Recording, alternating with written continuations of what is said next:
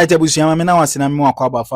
Media. So subscribe to the channel, like the video, and share for others to also know about Ashanti Media. Na Honorable Akwasi Konadu MP ewo Menchia North constituency na odi leak bi ababontia abusua ano ehyiye papa ni nyina ne se na ukopie mu Ghana mrahye bedwam a ade a aban no eye nhyehyeye bi a omupese omutimi pass bill bi a bill no ebetimi ahaye ewa akwanyansam bebre so ni nyina no nyina bekaya lithium deal ehun sensem ebaye ema chese koye he na NDC for na honorable a ono enehwe nsase ni fomu egudie so etimi withdraw sa di na ehun nsem no ekode din na ne ya ntia eba ne se onwasan so eninam kuntunu ase asanso akwakofa foforo di aba omo se efre no sliding scale system a umpeso omo pass bill bi a sa bill no omo timi pass a anhwe yi a betimi collapse Ghana ye mining sector na chese ha dwen yi pa honorable Akwasi Konadu etimi ebiebie nsem so anya asem ketu abusia mepese ye begibre nyakotie nsem a honorable edi atudwa no yenso adwen kire fa sa nsem no ho no yetimi edi ato comment section eye enra ena eli that is a legislative instrument eya na yensi achi ba emra ebuama dwumadia ebia emra kunni bi it is an act ebetimi edi na airline also the call parliament na yele airline no it has to take 21 sitting days and na aduonu baako ewo parliament atena ye adwuma ye mu na ba beye emra na ebeye emra no a na fe ye de aba beye dwumadi nti so behwemu a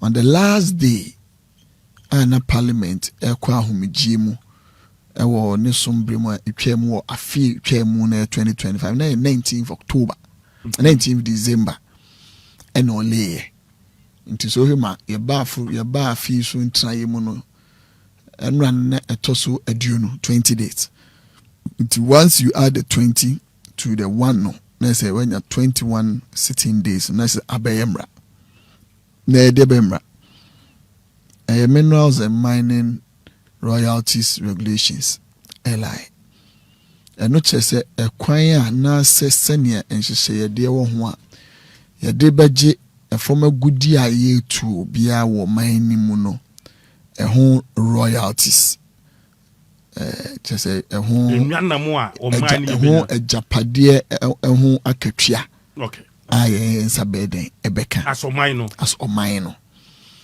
na ni nyina mu no ne kofare by eye afi somewhere around November and it ni na afi etwa mu no somewhere around November na started wo September ho ba no ba ne mpompon so pa no eye 2024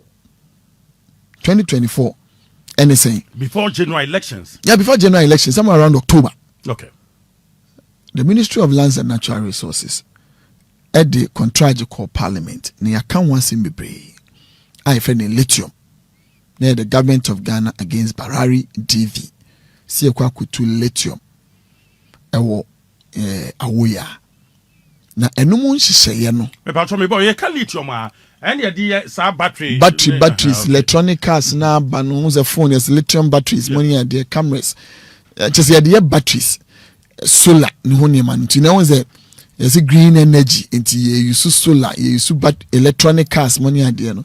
Any idea who juma. Into na ba be metal and as a mineral, and who ye pa. Near de kono. Ghana mra hye wo agudie ho no ye mu mako ene so hwemu a ye obe 9 4 ye omrakuni na nkasa ye hye no aside the constitution was 703 act 703 that was in 2005 you act 6764 6 and in 2010 you act 900 and you 2015 and at the last one here 9 something by now we 900 no 9 after the 900 no punishment de tenoka de hu nyai na ni nyina mu no na ekeka eniema fa royalties no under section 25 First one is 703. No, so bet me royalties between 3 and 5. My range. 3% to 5%. 3% to 5% of gross revenue. Our company no ebinya in terms of production. So okofa the tosu mienu no so na ye 764 na edikopim 5%. Okay. Edikopim 5 794 edikopim 5% flat. Nani na no man hwem no hunu ze da bi. Ye ne sana ase emwa nti your minus akoye the ye can make one sem say the final one no. And the final one is at 900. 900 no edie brofa or the kan ye ni. Or say a holder of a mining lease, restricted mining lease, or small scale mining lease in respect of minerals obtained from its mining operations pay royalty to the Republic at a rate and in a manner that will be prescribed. Also be tria royalties no ewo rate. Okay. Just exchange rate. Nebo there be rate percentage. Okay. Nebo. Okay. Any ekwanya ye be den ebe kire se ontua. But however, oko the last portion of the act now that will give you repeal and savings. If any repeal and savings. And no what network pa oko offenses and penalties where we woni nyina no. Or say despite the repeal, because we 611, or say the Minerals and Mining Amendment Act of 2010, that is 794, the NECA 5% no, is repealed. Ye year fuel. Tinu ye year fuel. And to say 5% to be ye year fuel. No quote to say despite the repeal, the rate of royalty in force immediately before the commencement of this act shall continue in force until the rate is altered. Inti rate na na say eto ne tena na ositua no na be koso awo ho ekopim say ye besesa no ekwan ben so na ebetimi be fa ye besesa no ekwan ben so a ekwan betimi be fa so ye besesa no ne de mimi nkire mu ne mi hunu mu no ohwe mra mu a the minister can do that through negotiations and now say coming back to bring another law that will stipulate a rate. It's a true negotiation. Me feel say any far better because when you are negotiating for deals and negotiate a beer and one who are dealing in bob brand so you don't box yourself into flat rate corner back because a good year who could tune us no baby and it's now because you could tune a city.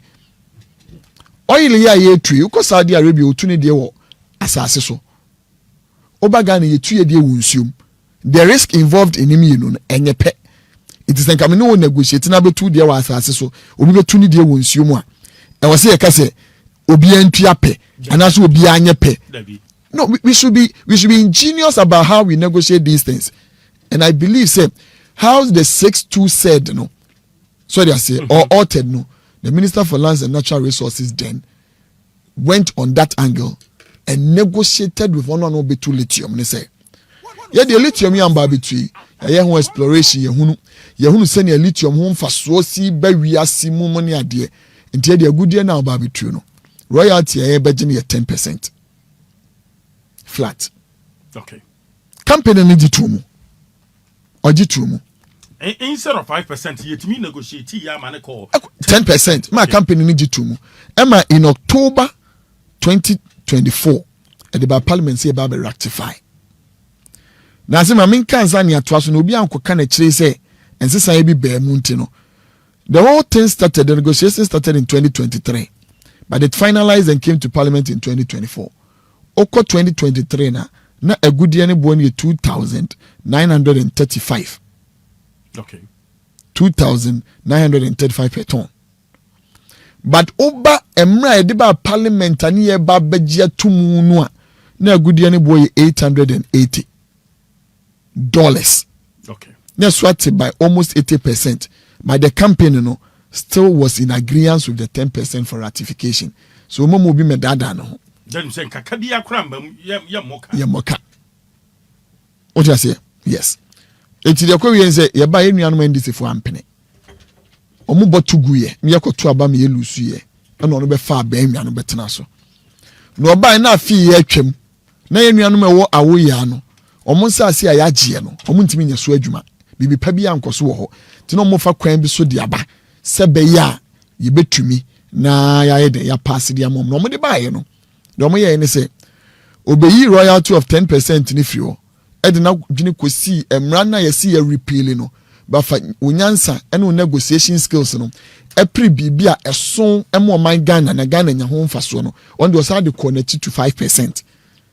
Yes. Sa no ye no tu ya ye so iti asenya ne kwan no so they say or say as baby alter so alter it with proper negotiation ade anu o maka ho asemu a am o magia 10% no 10% no NDC abamba no asani company na akokasa say or they back to 5% says at 794 no eka it as may be altered under 62 no now negotiation skills when unim dia no obobra ye de projections when no problem oba ye kan no niam mienu no ka kire o say company na be ka kire ne say agudie ne bo aba fom intino omonte royalties no so mfama wo mo and secondly no omo here proper consultation money ade but the agudie ne bo ne ebe ye excuse ka kire me say enu nti wote so a me ne wonya adwene e na me ka kire say as at October 2024 na agudie ne bo ye 880 no ye willing etidi ani sikwan e na me ne wo ka say agudie ne bo apagya between 1100 to 1200 it's a cost eba form ye ne nuanu mo pene so boso ma fro mo hunu say there be adeno de e kan ye nokre no obema reason and justification o ka say agudie ne bo aba form no e no de ba ko beta ato say de ye na ye illegal enfamra kwan so hana ma mu no say de omo ye no mo ntiase Basa at 794 and 5% no a share wo mine say chinchina chin untimi enye negotiation bi ama ne mro 5% ana and share o mine chinchina chi intina so be hwe amra oye act 900 no repeal ye no so we repeal and savings under 62 or say despite the repeal the rate of royalties in force immediately before the commencement of this act 900 no shall be in force, which is the 794 85% no will still be in force although repealed. Then he added a caveat or the insan who be beton ho say be ya wo no ane ube yusu 900 no onim odi nimde ene ani so ade hunu ebeboa oman no and was say will continue to be in force until the rate is altered. Ekopim say obesisa rate of 5%. Ekwan be na besu abuti afaso sesa. And only proper negotiation that the minister then honorable Bujinapo did and gave us 10%. And now say odi emra beba and the nso ba be hye ne ketene because emra than the etwem. To make us say illegal honorable mu say omonti de omo yas because me nua say wo sign emra bia na contract bia wo Ghana. Odi 0% crash him. What 1% shame? What the other shame beyond Enyanyemra up until Parliament ratifies that under Article 268. That is the greatest law in this country. That is the ultimate law in this country. So you cannot go negotiate Parliament it becomes illegal. No, the act cannot take away the powers of an article in the Constitution. So I have always disagreed with that. You can have your opinion, but Ghana Constitution is just a Parliament in enya wo de sane wona betima ajato na de 5 shemu a sane nke no ananke ejai ene nanke constitution woni sen tie om say illegal ena om twe no mo de ko ye bo om say de om ka nya ene kwan so no then they came say om ba be redraw.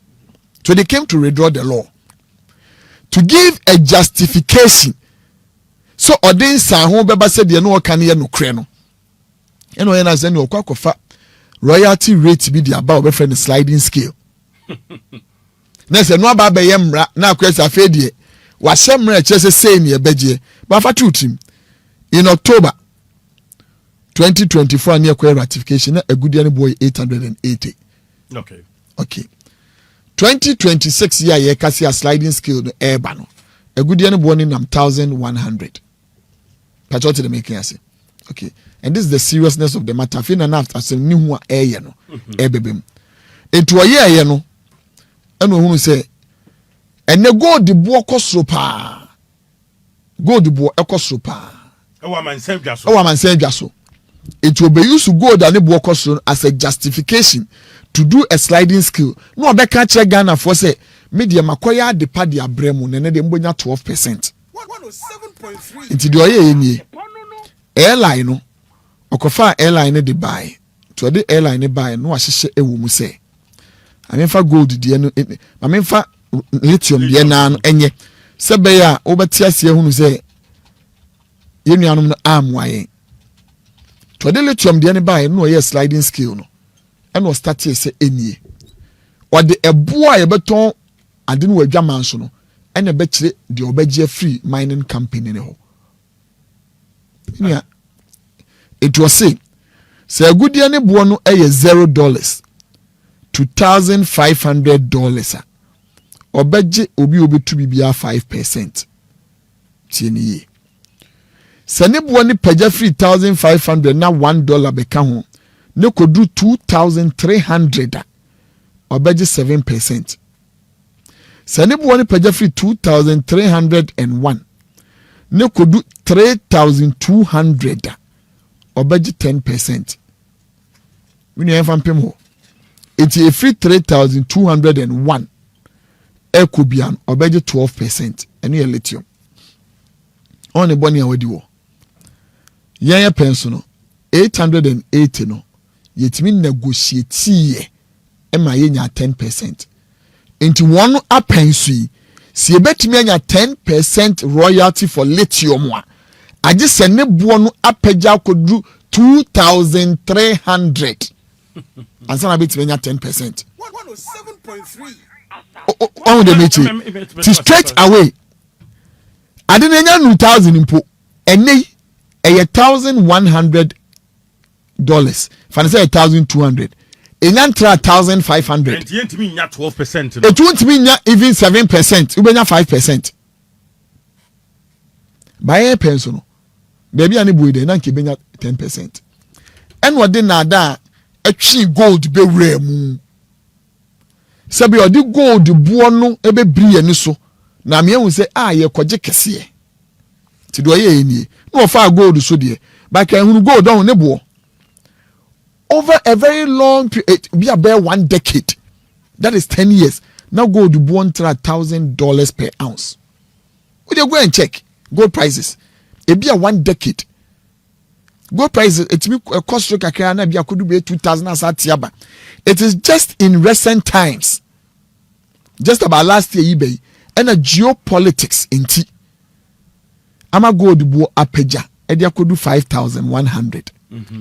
To do a gold ni eti ordinarily said your gold buo be sin kebeko normal na yenim the projection and a gold buo kai hunu entena wie mu ho saada enti so di mprempren mu enwa ahunya e hyemra na we short sighted for me because subetimi ate eti ya wa umra wa hye no be cheche ebedi ti gold do a gold ni of our gold so say if zero could do $1,900 5%.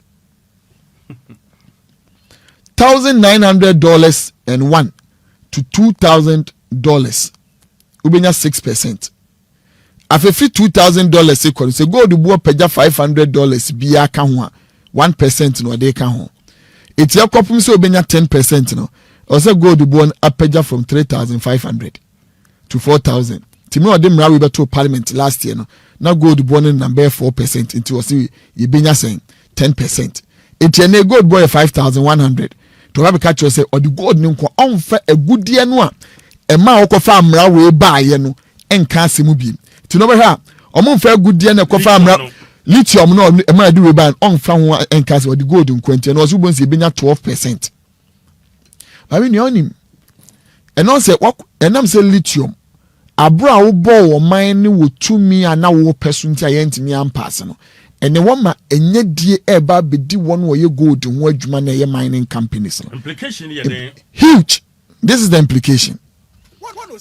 Can you say 12% no a tax a mining companies no etua royalties on gross production otu agudie no oton ontene kan film no watua nti tax mo. Dem so on ton ye no kra on ton gold no and a lithium no kra no e scale obetua. Obetua mai because e good here. Okay.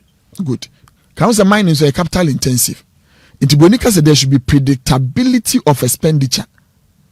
It was a mining company oba when him say oh, meaning say ebo no 10% na metua nti me projection bia no a 10% na metua 10%, 5% na metua 5%.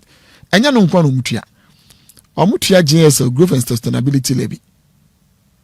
3%.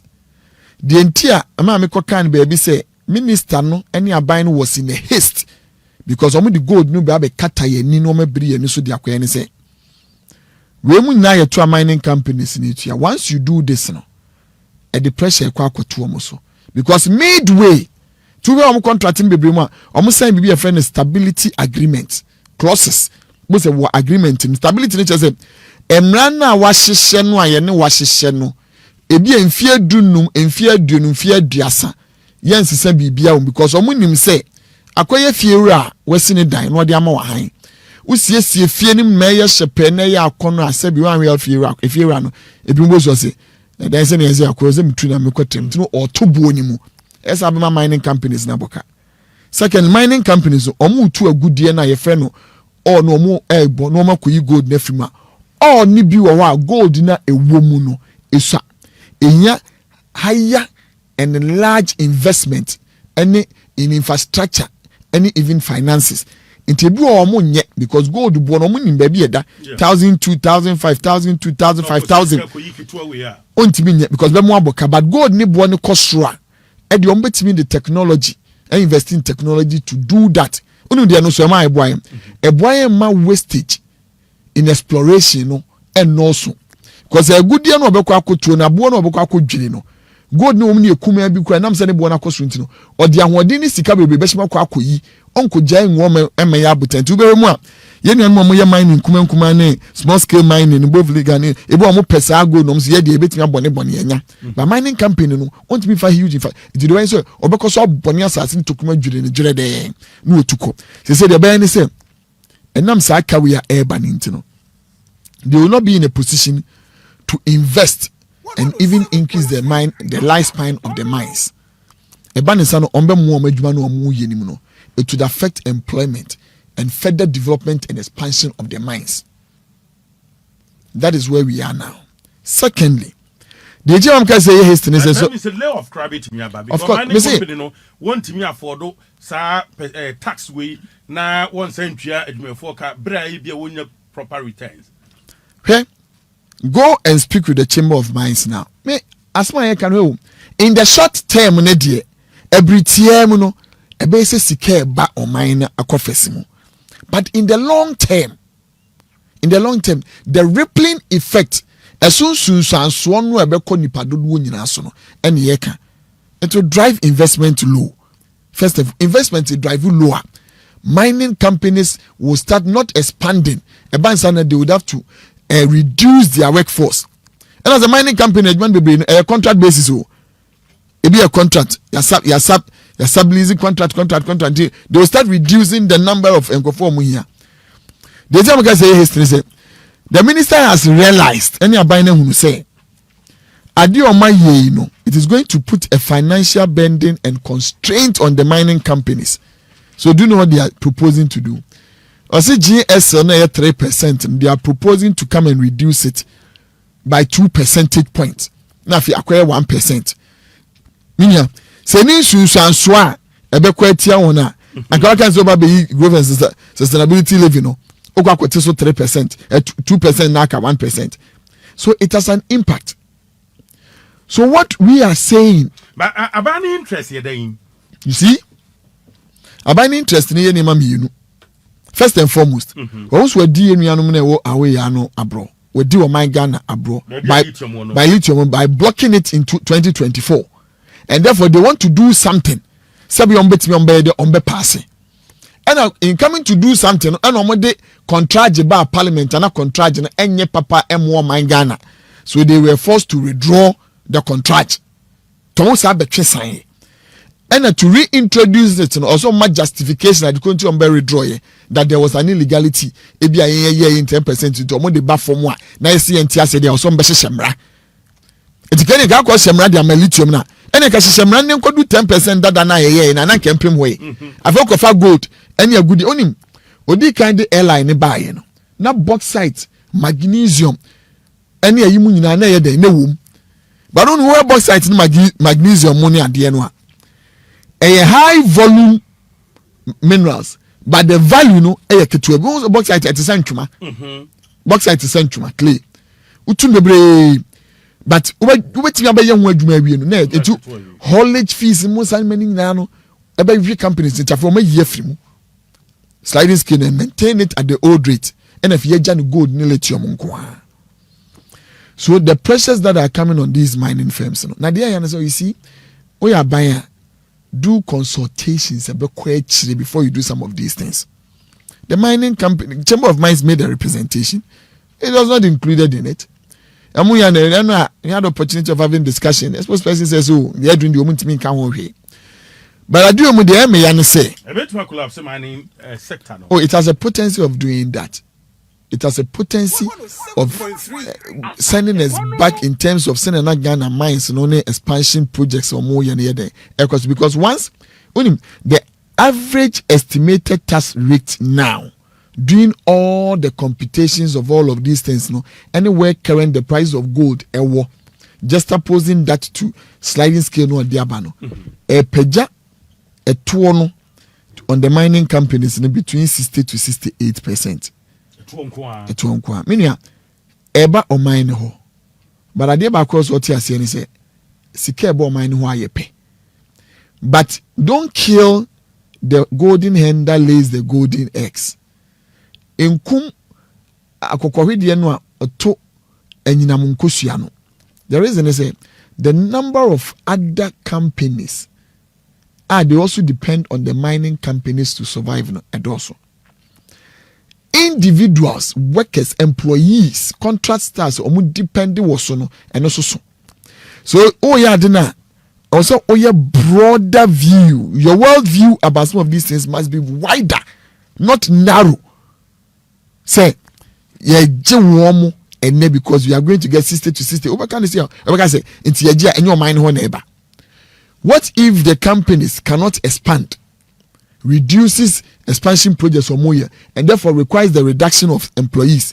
And I can tell you, if a mining company reduces an investment of even about $120 million, it can affect about 1,000 employees. 1,000 employees. 1,000 employees on Beko Hinfa. I did one on Bay. Omunasono, a binding PAY in other taxes from home. When they also engage in employment, they also add to the economy. So they say when all of these people go, at the same time, it will also affect the expansion project and even productivity of the mining companies. No, where do you place it?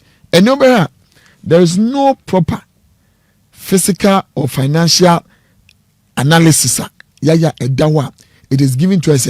What if this scenario affects these mining companies and they reduce? And there's a mining company who is investing $1 billion in mines expansion.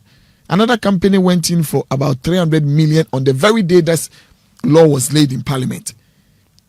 For instance, the mining company is going for a facility of about 5% on that facility. That's straight away. What they are doing is because you feel say there is a rise in prices in antimony there. If you would want to benefit from the rise in prices on the world market for your commodity, there are things and models that we can do. Okay? Go to the oil sector. It's also a natural resource that we have. If we be weighing for tax, when the production exceeds or the lifting exceeds projected figures, money are there is what we term as the extra carried interest. That the country gains from that additional carried interest. So just say, then the companies will pay that additional carried interest to the state. That in the mining sector, and we can call that the rainfall tax. Once we set a target price and the price hits that ceiling, that excess therefore can be brought into the confinement of rainfall taxes, because any permanent. Because prices on the world market any permanent. So once it hits that ceiling, then the rainfall tax will set in. But then the rainfall tax will go.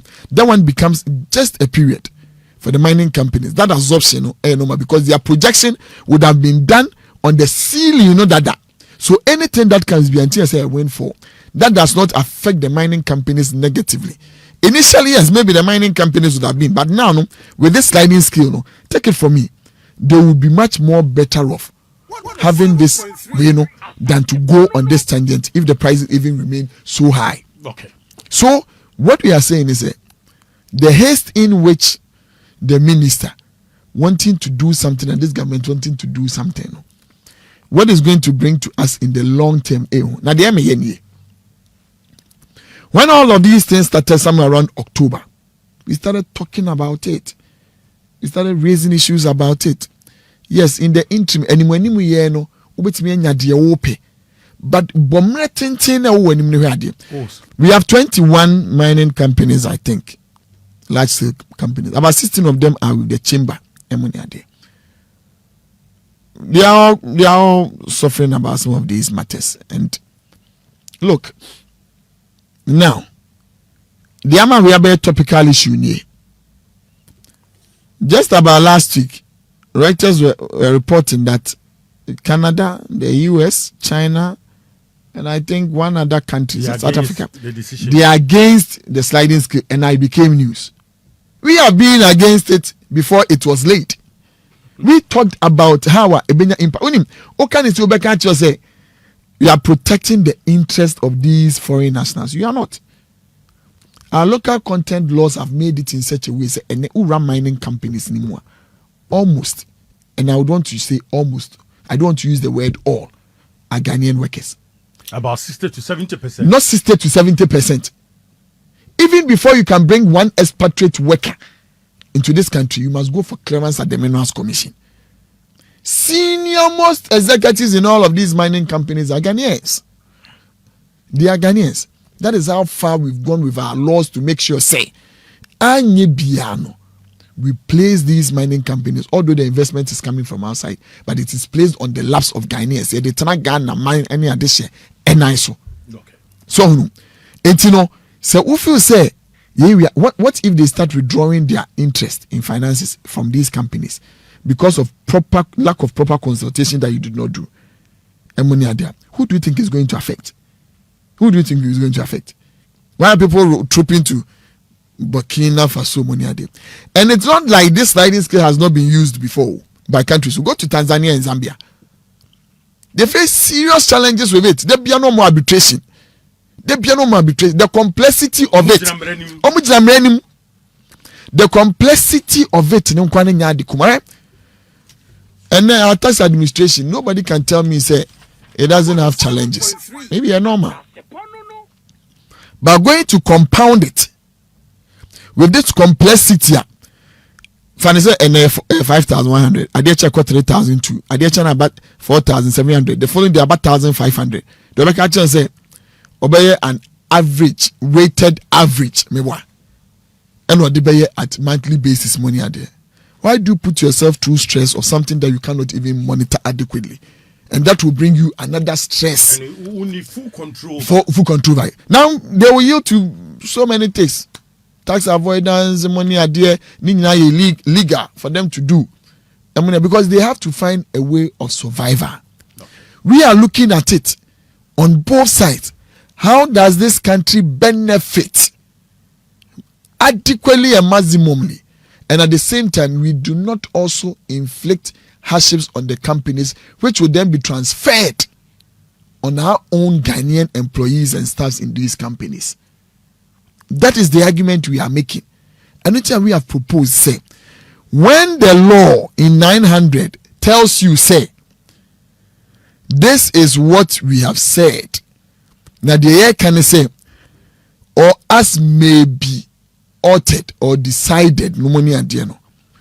Use proper negotiation skills. Use proper negotiation skills. And we are betting me go above 12%. You see, in this country now we are having about, if I'm not, we are having about 5 or so indigenous mining companies, large scale. Asante Mo, Adamus Mo, Kadima Mines, money are there. Must we box them all into one scale when these are local indigenous companies? Must we box them all in? When you are negotiating with them as Ghanaian companies, even your carried interest and your royalties, you can lower it. Because these are Ghanaian companies. Everything of them will stay here. If you go to another negotiation table, many negotiate. Who could do the Western region? Okay, well, you carried interest 15%. Royalties, no, they 9%. Community development fee, you 2%. The reason is, and when you be here, say, obey specific developmental projects, money at the, and all of these things will be captured in the law. Hey, and you give these mining companies these specific performance indicators to do a contempt graph. For instance, give them say for a mining company 1 year agreement every year.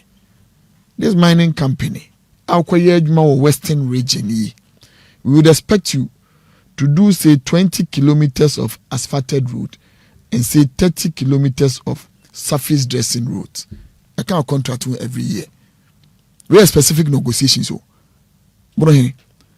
cumulatively add 20. If the mine is going for 5-10 years in part, or you 200 kilometers of asphalted roads, and some we are about 300 kilometers of surface dressing. Asphalted roads can be used for the main artillery roads. Then the surface dressing can be used for the inter-town roads. Money are there. Do you think, sir, we should always be boxing ourselves in this mathematical arrangement because of convenience and specific price increments that are not so? You say, these mining companies are willing to do. There was one as Sunafu as Tifi, where Patrick Bano used to be, one of our MPs used to be. A mining company in month was willing to do a road for us. These mining companies are willing to do. Okay. So be specific with your negotiations with them. Sit down. So there are places that mineral resource estimates in dada. We've done our seismic data and the company is coming to invest in Sika Umwa. You sit that company down, then you negotiate with the data and information. But if you have this boss idea because today gold prices are this high, money idea. In just about 1 year, you start seeing that you struggle because on struggler, the minister will not come and tell us say he's going to reduce the growth and sustainability living from 3 to 1% for them. Because effectively, these people are paying because growth and sustainability living and yet tax deductible. So all your extrapolation now there 3% cumulatively or actually 4.6% tax. Okay. For 12 and almost about 16%. You see, we must be a bit considerate and be balancing some of these things. We want the maximum return for the state. How do we do that so that sustainability and long term will not be affected by some of these things? Right, but I don't come on war. I've been to be on page now, so they are stopping Saudi. No, it's now law. 21 days has come to pass. It is now law. I mean, the bear me and say, I do not want us to, and eventually we may. You see, when these global partners start coming together and going, how do you find China and say US putting together a joint memorandum on such a matter? It tells you how they would want to go.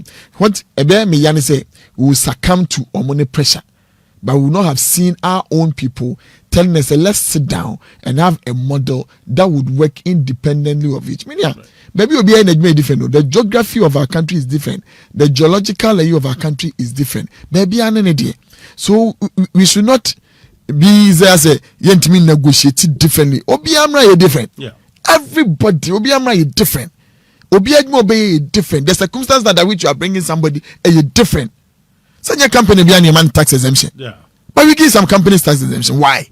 Why don't therefore we put it in our law? Say any company we so far say wow tax exemption. But we negotiate, and these companies negotiate individually for some of these things to be done for them, concessions to be done for them. And money are there. That is why we even have free zones. Free zones will be by the tax holiday for be about 5 years money a day. We negotiate individually. Obi ko free zones are. You say money a day. So you see, we should not be like say I say. We are bringing an ingenious way money a day. But for the obeka, but the point is that in the implementation of it, and when actualization starts to set in, then you see it. Obo say, "Dear me ye dear, coming ya ho abotra kebeboa." Mera say, honorable Akwasi Konadu, yes, sorry, finally, Ghana for you. Because so da Ghana for us say, omo egusua no omujira omujidie. Now you see, ade ba ko na mesraka. Enra eya wo no, etwa no me ya asensudie ze BBC but the my renfi. And it's already struggles this country is going in now. How near mania ye kumwa. People are using because the Takeshi person they can sem bufa soko. And assembly abeka no man mu bia asema abeti enyanu wo ne say dollar abafom petrol abafom. O kan yesi o kan e dia yesi ya free SHS. No kre. Free SHS die. So yesi kani o yo defo oyi obi ene won nsam ni bie oyi obi ahia moa na obi anya ne pe na yade a etre ko baabia woni pe kwan ba dollar aba from entre ko baabia ne pe kwan so ne impact kra wo mine so ni nipa dodo so no ye hunu ayeka ene de brain because aban a ono nko ato gold oton boka gold board make loss of 241 million. We have lost over. Nanado Danko Akufo-Addo Alhaji Dr. Mahmood Bawumia Efri so no omuja go 30 tons. And then yatom 18 tons, amaka 12 tons. The ton man no wine the toy ye, ebo sen no to no, time ben no to ye, ekwame ye fast to take decisions here beton ye nim. Ghana aboka 1.2 billion estimated dollars enye cedis. Ewo ho. Ye ton wie ye ne na awotwe pepepe. Na finance minister Ababe ka che se ye hia se wo se hyemra na ye di America koto gold ntem so se bi adwene mu po ben pa ene adwene pa ben ye di ene kane abo emme Ghana fo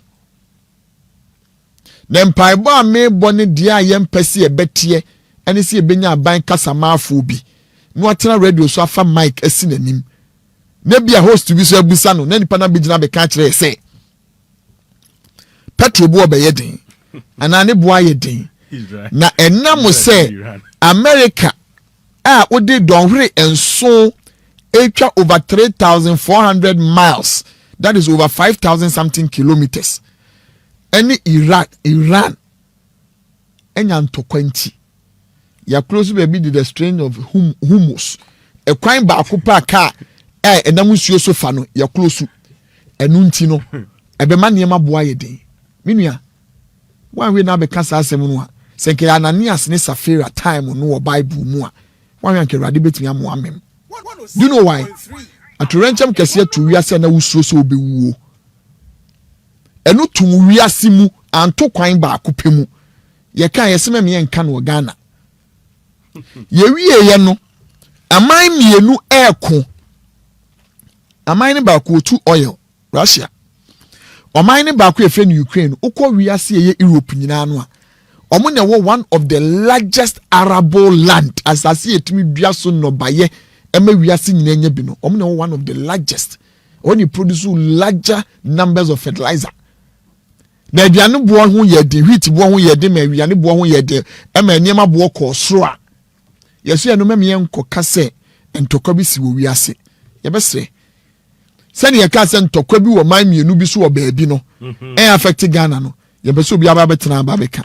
Okay. Petrol bo e ko from mo pump ye si aban ne modern mo meboa na na refi so no beto petrol ni $64 per barrel. Na na do Danko Akufo-Addo ton $89 per barrel enu kwa ne wiase ama ne hunu wom enemo meka nkire gold bo koko bo ba fom de a na ukote so a o ka se wiase ama na koko bo ba fom wa memu nya na onim ntoto ya adenti na afe ba ko ne twa mu 2025 ne de koko ne bo ama fom obeto si agya usika ya hyehyɛ ma yi eno keka obi si ye ka koko asem na me ka koko asem wo nsem asi cheche da wonim nkrampan what ya hesuo da ko hwe obi nsem ni cheche ko hwe ni morode anu koko ma ahata no awiem wa bani ama air conditioner atem wa bie wo dan ni home do office mi enu aye ayi abeka se go koko obu aba fom ntino ma ba betu so obaye no na koko obu ne nam 7,000 8,000 bo sha so betum 6,000 one tum ene obeka kire me because onim se ne esi ton koko ono obi da onte ase baba bi eye me ya ma me hunu se o man panyini eye na bi office kasemu no sabi o kan bi didi agra ebe ma rechichira ba but o kan bi eye na ebu animtia mesre no because so gina o man nanim e ka kire koko akuafo a wonra aho na wo kase yate koko so ama won ohia sika de ye won ho yie mpo wo yade mu kwan so no omunya na aka kire se osu do koko ntiete so no osu ato de so a eye nimtie buo ene wo buom unma kudie ta make sa ya maame no ye papa no ne wo fa no ne no we do koko no won adwuma wo ya no no bosome nsoma oman ni ntua wonka onka so otu kwan afi ya kasapen abekumase ama oman no ama ne keska ni koko na odo no ebi no odi tua ne keska ebi no odi tua ne ho ka bosome ba wo man panyini sempo wo koko ofo ni bia bosome bia so oman ni ma salary ye toka ama wotenem sesi a watu kwan a wokọ amanoni oman ne twa ticket do wotenem eti se wo no to udo koko ni bia na ne ordinance to koko mu awo na fe kwo eyi so da ahata koko da tu ko gina papa ne o maame en ka se misumi do koko ni bi so te na bafo wakatua na wogie no on se kwa ni bi jibi bosome eti onim aya yen hwe ekwan ne tema yewo but on na adwe ye ne se ya ka che ebre bi atwam se Ghana for short memory Israel for the kind or say lest we forget short memory in Ghana for binya de amano ene na abai ene ne party no in 2028 right. Let us say Honorable Akwasi Konadu MP for Menchia North or a deputy ranking member Lands and Natural Resources Committee wo my imra shebi jofi ona tise ene no edin common. God bless you for your time.